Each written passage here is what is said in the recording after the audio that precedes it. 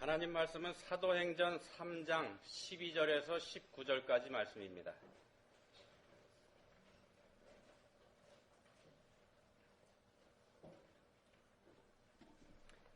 한 목소리로 읽겠습니다.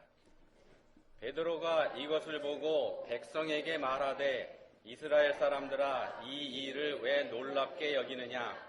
우리 개인의 권능과 경건으로 이 사람을 걷게 한 것처럼 왜 우리를 주목하느냐? 아브라함과 이삭과 야곱의 하나님 곧 우리 조상의 하나님이 그의 종 예수를 영화롭게 하셨느니라. 너희가 그를 넘겨주고 빌라도가 놓아주기로 결의한 것을 너희가 그 앞에서 거부하였으니 너희가 거룩하고 의로운 일을 거부하고 도리어 살인한 사람을 놓아주기를 구하여 생명의 주를 죽였도다. 그러나 하나님이 죽은 자 가운데서 그를 살리셨으니 우리가 이 일의 증인이라. 그 이름을 믿음으로 그 이름이 너희가 보고 아는 이 사람을 성하게 하였나니 예수로 말미암아 난 믿음이 너희 모든 사람 앞에서 이같이 완전히 낫게 하였느니라. 형제들아 너희가 알지 못하여서 그리하였으며 너희 관리들도 그리한 줄 아노라. 그러나 하나님이 모든 선지자의 입을 통하여 자기의 그리스도께서 고난받으실 일을 미리 알게 하신 것을 이와 같이 이루셨느니라. 그러므로 너희가 회개하고 돌이켜 너희 죄의 없이함을 받으라. 이같이 하면 새롭게 되는 날이 주 앞으로부터 이를 것이요. 아멘. 오늘 말씀의 제목이 뭔지 보셨나요? 주보에서? 커뮤니케이션 이렇게 이름을 붙였는데 좀 이상하죠? 이 말의 뜻을 다들 잘 알고 계실 줄 믿습니다. 우리말로 번역을 하면은 전달, 통신, 교통, 왕래 뭐 이런 등등의 뜻을 가지고 있는데 오늘은 커뮤니케이션, 소통이라는 뜻으로 이해를 해주시면 좋겠습니다. 커뮤니케이션은 혼자 할 수 있는 거 아닙니다. 반드시 둘 이상이 있어야만 가능한 일이 바로 이 커뮤니케이션이죠. 그래서 어떤 분들은 이 커뮤니케이션이야말로 우리 기독교를 한마디로 대변하는 그런 단어다 이렇게 말하기도 합니다. 그래서 이렇게 말하는 분들은요. 창세기 1장 1절 태초에 하나님이 천지를 창조하시니라 이거죠. 이 창세기 1장 1절을 이렇게 바꿔서 말하기도 합니다. 태초에 하나님이 커뮤니케이션 하시니라. 왜냐하면은요. 우리가 살고 있는 이 세상은 바로 커뮤니케이션 하는 세상이기 때문이고 하나님께서 원하신 게 바로 커뮤니케이션이기 때문입니다. 하나님께서 천지를 창조하신 이유, 뭐 다들 잘 알고 계시는 거겠지만은요. 하나님께서 천지를 왜 창조하셨냐면은 사람을 위해서 창조하셨습니다. 하나님의 형상을 닮은 사람이 살 수 있도록 사람을 위해서 창조하신 게 천지입니다. 온 우주 만물의 창조 목표가 사람에게 있다는 말씀이죠. 왜냐하면은요, 사람은 하나님의 형상을 닮은 존재로 창조됐기 때문에 그렇습니다. 귀한 존재라는 뜻이죠. 하나님의 형상을 닮았으니까는요. 그러면은 하나님께서는 왜 하나님 자신의 형상을 닮은 사람을 창조하셨을까요? 바로 그 사람들하고 커뮤니케이션 하기 위해서 창조하셨습니다. 하나님의 형상을 닮은 인간은 말할 줄도 알고요. 생각할 줄도 알고 또 스스로 자신의 일을 결정할 줄도 알고요. 자신이 결정한 그대로 행동에 옮길 능력도 가진 존재입니다. 한마디로 하나님을 닮은 완전한 존재로 창조된 게 바로 사람입니다. 그래서 하나님께서는 사람을 창조하시고서는 그 사람을 보시고서 그렇게도 좋아하셨었습니다.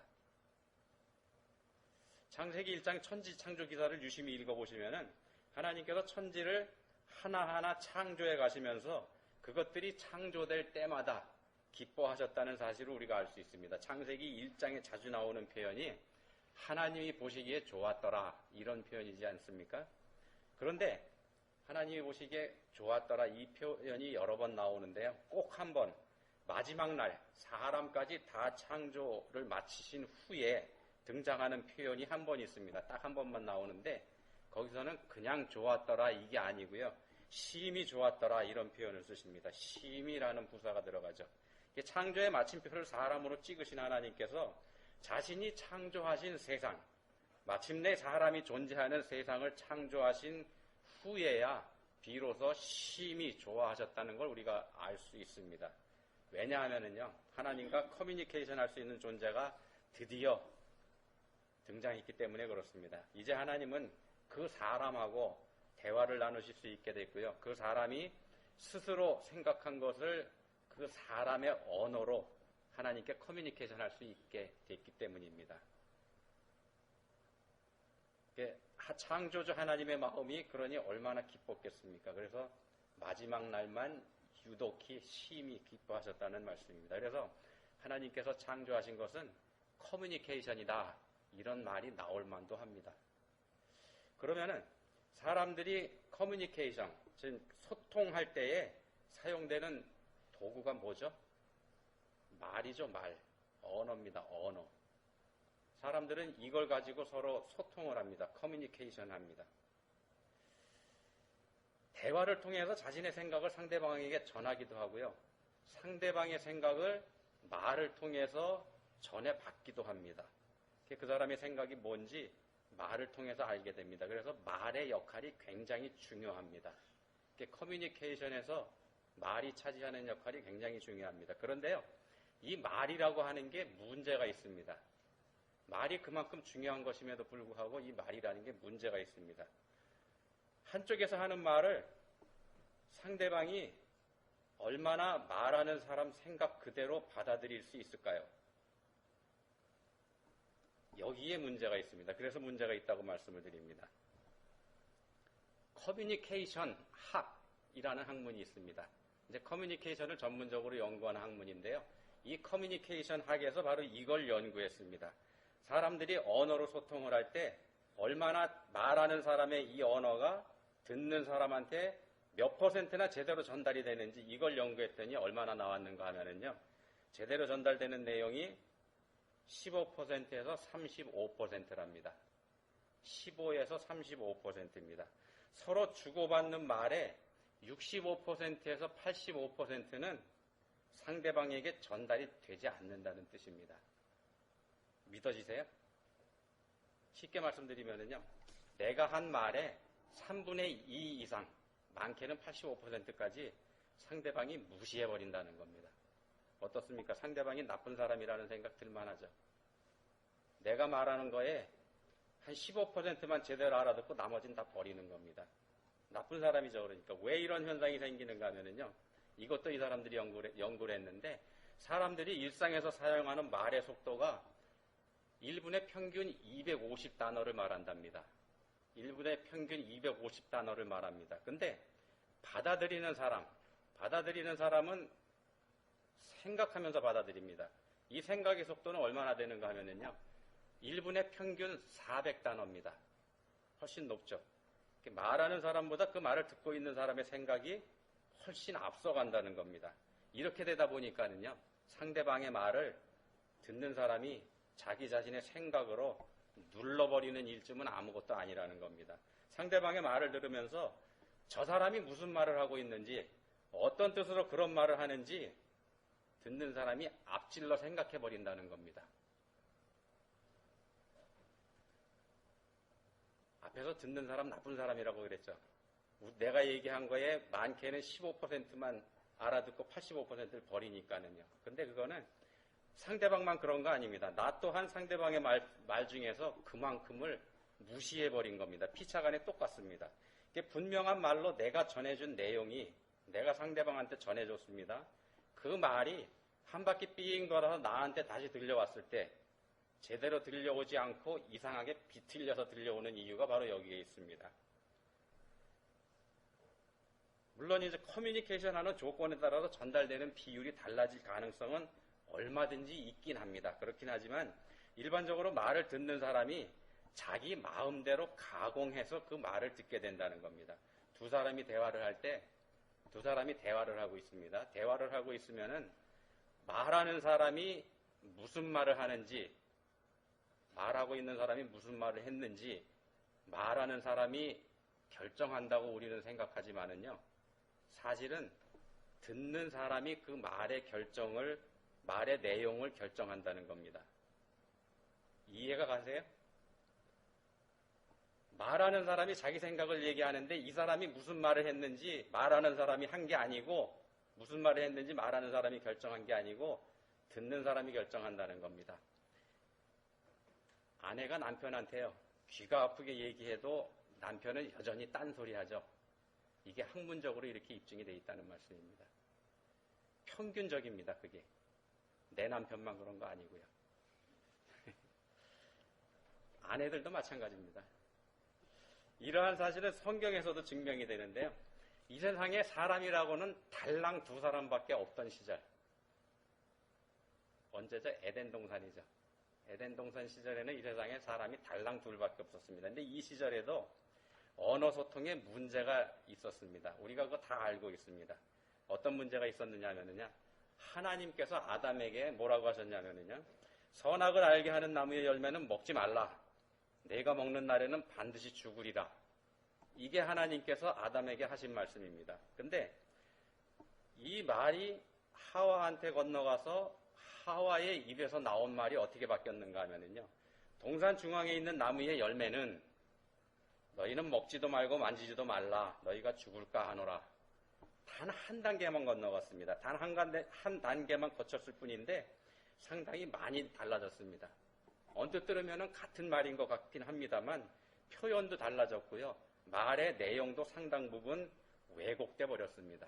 결국 언어 소통에 있어서 사람들은 상대방의 말을 들으면서 자신의 생각으로 그걸 가공해 버린다는 게 성경에서도 입증이 되어 있다는 말씀입니다. 상대방이 어떤 의도를 가지고 한 말이건 상관없이 나는 이렇게 받아들이겠다고 생각하고 그렇게 자신이 결정하고 받아들인 거, 그게 상대방의 한 말이다. 이렇게 단정해버리는 겁니다. 이런 문제가 생기는 이유는요, 서로 간의 생각과 관점이 다르기 때문입니다. 에덴 동산에서 예를 말씀드려보면은 하나님께서 하신 말씀을 사람이 받아들일 때 자기 나름대로 가공해서 받아들였다는 걸 우리가 알 수 있습니다. 하나님께서 사람에게요, 너는 모든 걸 다 할 수 있는 자유를 내가 내게 주지만 내가 명령하는 거 단 하나, 이것만은 하지 마라. 이렇게 말씀하셨죠. 그렇게 말씀하신 거지 않습니까? 근데 이 말씀의 속뜻은, 하나님께서 그 말씀을 하신 그 속뜻은 사람이 하나님의 말씀에 순종할 걸 요구하신 겁니다. 하나님의 말씀에 순종하라는 뜻으로 그 말씀을 하신 겁니다. 요거 하나만 하지 마라. 그거 하나만 하지 않으면 사람이 하나님께 순종한 게 됩니다. 근데 사람은요, 하나님의 그런 뜻은 무시해버렸습니다. 그리고 단지 먹지 말라는 이 말 자체에만 주목을 했습니다. 어떤 현상이 생겼냐면요, 먹지 말라는 말에만 주목을 하다 보니까 하나님을 의심하는 마음이 생겼을 때 이 말이 자신의 의심이, 하나님을 의심하는 그 의심이죠. 그 의심이 아닌 진실이라고 믿게 된 확실한 증거가 되어버린다는 겁니다. 오늘 우리가 살펴보는 사도행전 3장 본문도 바로 이런 상황을 보여주고 있습니다. 본문의 바로 앞부분에서는요, 베드로 사도하고 요한 사도가 오후 3시에 있는 정규 기도 시간에 기도하기 위해서 성전으로 들어가다가 성전 문 앞에 앉아서 구걸하는 장애인으로 태어나서 평생에 한번 걸어보지 못한 거린을 그 자리에서 일으켜 세우는 기적을 행하는 장면이 있습니다. 오늘 우리가 읽은 본문은 바로 그 장면에 이어지는 부분입니다. 40평생에, 나이가 40살이나 된 사람이거든요. 40평생에 한 번도 걸어본 적이 없던 사람을 벌떡 일으켜 세운 기적을 목격한 사람들이 모여들어서 베드로와 요한 사도를 주목해서 쳐다봅니다. 당연하지 않겠습니까? 저 사람들이 도대체 어떤 사람이고 무슨 사람이길래 이런 일을 할 수 있느냐, 이것 때문이죠. 그래서 두 사도를 바라보면서 존경스러운 모습으로도 바라보고 경외하는 눈빛을 섞어서 바라보기도 합니다. 그때 베드로 사도가 나서서 사람들에게 한 말이 본문입니다. 베드로 사도가 사람들한테 질문을 던집니다. 왜 놀랍게 여기느냐? 이런 질문하고요. 또 왜 우리를 주목하느냐? 이런 질문을 합니다. 왜 놀라느냐? 왜 우리를 주목하느냐? 이 말씀입니다. 여기서 베드로가 지적하고 있는 게 바로 사람들이 관심을 두고 있는 부분이 잘못되었다는 겁니다. 자기들한테 관심을 두는 게 잘못됐다는 겁니다. 에덴 동산에서 사람들이 하나님의 말씀에 초점을 놓쳐버린 것처럼 당신들도 또한 잘못된 초점을 지금 바라보고 있다는 겁니다. 걷지 못한 장애인을 고친 건 우리, 그러니까 베드로하고 요한 사도가 아니라 이 일은 나사렛 예수 그리스도 이름으로 된 것이다. 이 말씀을 여기서 하고 있습니다. 바로 그걸 당신들이 주목해야 될 거라는 겁니다. 당신들이 바라보아야 할 사람은 우리가 아니라 우리를 통해서 역사하신 예수 그리스도이며 또한 하나님 아버지라는 겁니다. 이 말씀을 하고 있습니다. 구약 성경의 말씀대로 하나님께서 보내신 바로 당신들이 그렇게 기다리고 있는 그 구세주 메시아라는 사실을 똑바로 알라는 거죠. 본문 14절 말씀이 이렇게 되어 있습니다. 너희가 거룩하고 의로운 일을 거부하고 도리어 살인한 사람을 놓아주기를 구하여. 본문 14절이 이렇게 말씀하죠. 여기에 보시면은 거룩하고 의로운 이 그리고 살인한 사람 두 사람이 등장을 합니다. 거룩하고 의로운 이 표현은 이 당시 유대인들에게는 하나님의 사람 즉 메시아를 뜻하는 그런 표현입니다. 메시아를 다르게 풀어서 설명을 하면은 거룩하고 의로운 이라고 받아들인다는 겁니다. 그런데 그런 구세주를 당신들이 십자가에 못 박아서 죽여버렸다는 걸 깨우쳐주고 있습니다. 그리고는 엉뚱하게도 죄인 중에서도 가장 큰 죄인이라고 할 수 있는 살인한 사람, 그 사람을 놓아달라고 당신들이 말했으니까 당신들 잘못이 얼마나 큰지 그걸 좀 깨달으라는 말을 베드로가 하고 있습니다. 빌라도가 예수님을 구해보려는 생각으로 가장 흉악한 범죄자였었던 바라바하고 예수님을 비교해 볼 수 있게 유대인들에게 제시했었던 그 장면을 얘기하고 있는 겁니다. 유대인들은 예수님과 한편이 되기를 그때 거부했었고요. 살인한 사람 바라바하고 한편이 되기를 스스로 택했습니다. 이 사람들이 스스로 택한 게 뭐냐 하면은 자기들 스스로 살인한 사람하고 같은 편, 자기가 스스로 살인한 사람이 돼버린 겁니다. 여기서 베드로가 지적하는 게 바로 커뮤니케이션, 즉 소통의 문제입니다. 하나님께로부터 나온 메시지를 받아들이는 입장에 있는 유대인들이 하나님의 원래 뜻은 무시해버리고 자기들 나름대로 그 메시지를 가공해서 받아들인 게 잘못됐음을 지적하고 있는 겁니다. 이 사람들은 메시아가 왕족이나 귀족처럼 자신들한테 존경을 받는 사람들 중에서 나와야지 되고 자신의 그 배경을 이용해서 이 사람이 정권을 잡고 그리고는 자신의 능력을 발휘해서 로마 군대를 몰아내고 그래서 유대 나라로 로마의 식민지에서 벗어나기 위해서 튼튼한 나라를 만들어줄 것이다. 이렇게 생각했지만 그건 하나님의 뜻을 자기들 마음대로 바꿔버린 거에 불과하다는 겁니다. 그리고 그렇게 하나님의 뜻을 마음대로 가공해버린 결과가 얼마나 심각하고 엄청난 것인지 본문 15절 상반절에서 말씀합니다. 뭐라고 되어 있는가 하면은요. 생명의 주를 죽였도다. 생명의 주를 죽였도다. 커뮤니케이션의 실패가 가져온 결과가 이렇습니다. 끔찍한 잘못을 저질러버리게 됐죠. 끔찍한 잘못을 저질렀으니까는요, 이제 회복해야 되지 않습니까? 이 잘못을 이제 바로 잡아야 됩니다. 그 길을 제시하는데 본문 19절에서 이렇게 말씀합니다. 그러므로 너희가 회개하고 돌이켜 너희 죄 없이 함을 받으라. 이같이 하면 새롭게 되는 날이 주 앞으로부터 이를 것이요. 회개하고 돌이켜라. 이런 말씀을 하죠. 회개하는 겁니다. 우리가 하나님과의 커뮤니케이션에 실패한 것은 곧 우리가 하나님께 죄를 지은 게 됩니다.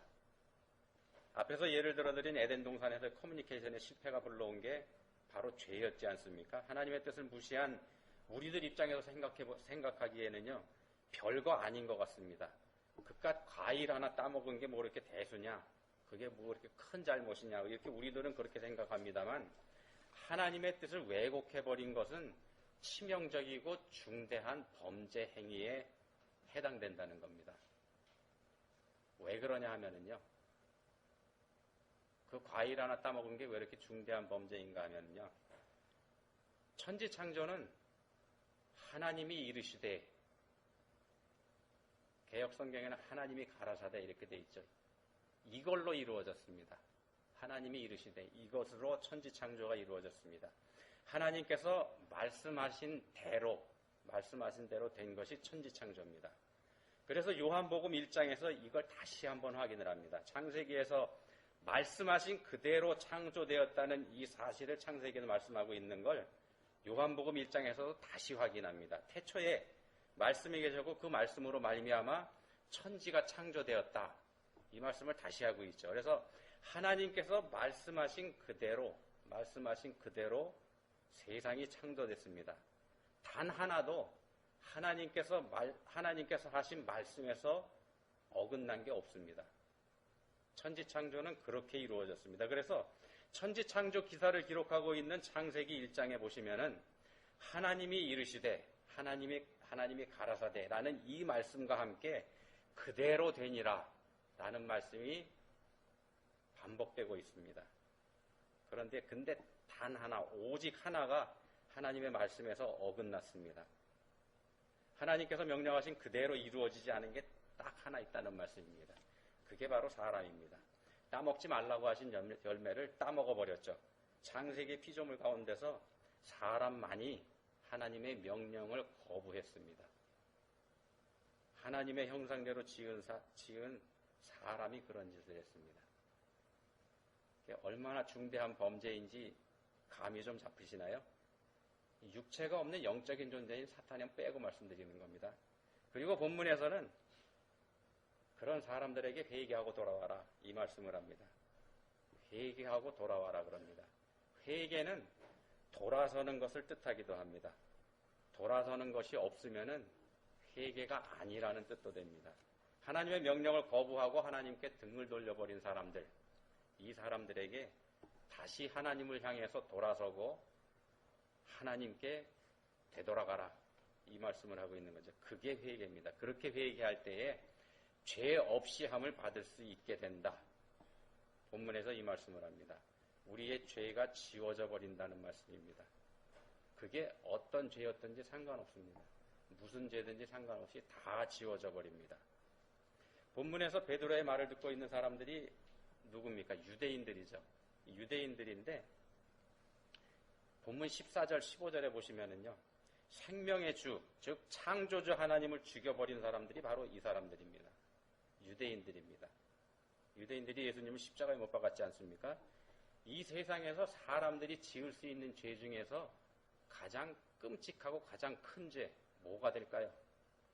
피조물인 사람 입장에서 창조주인 하나님을 죽여버린다면 그거보다 더 큰 죄는 아마 없을 겁니다.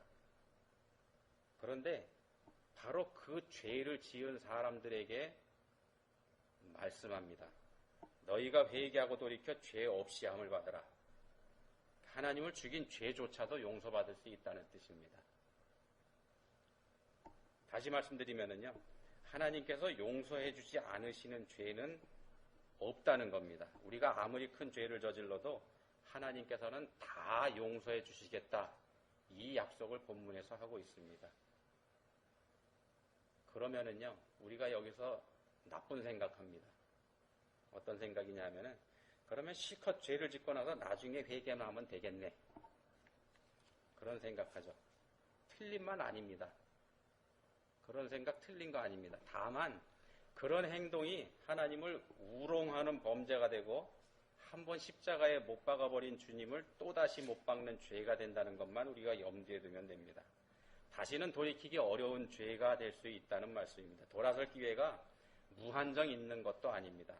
정말로 회개한 사람이라면 그런 식으로 하나님을 우롱할 수는 없다는 말씀입니다. 본문 17절에서는요. 너희가 알지 못하여 그리하였으며 이런 말씀이 있죠.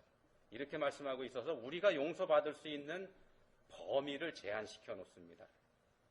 모르고 지은 죄하고 뻔히 알고서 저지른 죄하고 질적으로 다르다는 겁니다. 오늘 커뮤니케이션이라는 제목으로 말씀을 드리고 있는데요. 말씀의 초점이 뭐냐 하면은 우리가 하나님의 말씀을 받아들임에 있어서 하나님의 뜻에 3분의 2 이상은 갖다 버리고 많게는 85% 정도는 갖다 버리고 아주 조금만 우리 마음대로 가공해서 받아들인다는 겁니다. 그 말씀 드리고 있습니다. 실제로 우리가 그렇게 하고 있음을 깨닫기 원하기에 오늘 이 말씀을 드리고 있습니다. 성전 문 앞에 앉아서 구걸하고 있던 장애인이 고침받았습니다. 벌떡 일어났습니다. 그런데 그렇지만은요, 고침을 받았지만 자신이 고침받았다는 사실을 부인하고 여전히 장애인으로 산다면 어떻게 될 것 같습니까? 우리의 장애를 고쳐주신 하나님의 뜻을 우리가 또다시 왜곡하는 걸 말씀드리는 겁니다. 하나님께서는 죄 때문에 죽어가는 우리를 선택해 주시고 하나님의 자녀 삼아 주셔서 구원해 주셨습니다. 죄 때문에 주저앉아서 일어나지 못하는 우리를 일으켜 세워주셨습니다. 근데 이렇게 세워주신 우리 자신을 왜곡해버린다면요, 그건 또 다른 커뮤니케이션의 실패가 됩니다. 또 다른 중대한 범죄 행위가 된다는 말씀입니다. 교회라고 하는 하나님의 집 한 모퉁이에서 영적 안진뱅이가 돼서 여전히 장애인으로 살고 있는 것, 그게 한 예가 될 수 있습니다. 교회 한 구석에 앉아있는 동안에는 성한 사람하고 똑같아 보입니다. 일어나지 못하는 사람도 앉아있고 성한 사람도 같이 앉아있으니까는요. 입이 자유로우니까, 안진뱅이니까 입은 괜찮습니다. 입이 자유로우니까 평가하고 판단하는 일 잘합니다. 눈도 떴으니까 성경도 볼 줄 압니다. 정신이 말짱하니까 은혜도 알고 있습니다. 귀가 이상이 없으니까 말씀도 듣고요. 배우는 것도 얼마든지 할 수 있습니다. 근데 문제는 걸을 수가 없습니다. 아니요, 정확하게 말씀드리면 걷지 않습니다. 다음 날이면은, 아니면은 다음 주면은 여전히 다른 사람의 등에 엎혀서 이 자리에 나와야 된다는 겁니다. 그걸 원하는 사람들이 있다는 겁니다. 자신의 발로는 아무것도 하지 않습니다. 믿음의 생명만 겨우 유지하고 있는 겁니다. 그러니까 하나님의 뜻을 가공해서 일방소통, 즉 절름발이 커뮤니케이션을 할 경우에 생기는 현상이 이렇다는 말씀입니다. 우리 중에는, 이 자리에 앉아있는 우리들 중에는 이런 분들이 없는 줄 압니다만, 우리가 하나님과의 커뮤니케이션에 실패할 경우에 언제라도 이 모습이 우리의 모습이 될 수 있기에 드리는 말씀입니다. 본문 16절에서는요, 이 장애인이 이미 완전히 치료되었다고 선언합니다. 예수 그리스도를 믿고 구원받은 우리는 이미 완전히 치료받았습니다. 죄와 허물을 다 용서받고 치료받았습니다. 완전한 하나님의 자녀가 됐습니다. 이 자리에 있는 우리들은 완전하게 치료받고 고침받은 하나님의 자녀로 거듭난 사람들이라는 말씀입니다. 이 사실 여러분들 인정하시기 바랍니다. 그렇게 하시면은요, 그렇다면은 이제 더 이상 우리가 안진뱅이인 채 하면서 장애인으로 살아가서는 안 된다는 말씀입니다. 내 발로 일어서서 내가 할 수 있는 일은 내가 해야 된다는 말씀입니다. 기도하시겠습니다.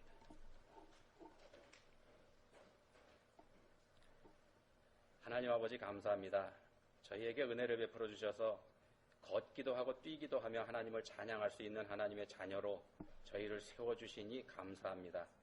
그렇지만 그럼에도 불구하고 저희는 여전히 전에 앉아있던 성전 문 앞을 그리워하면서 걷고 뛰는 것을 거부하고 여전히 다른 사람의 도움을 받으면서 살려고 하고 있지는 않습니까? 저희를 도와주십시오. 하나님의 뜻을 바로 알고 원하시고 기뻐하시는 뜻대로 행할 수 있기를 원합니다. 예수님 이름으로 기도합니다. 아멘.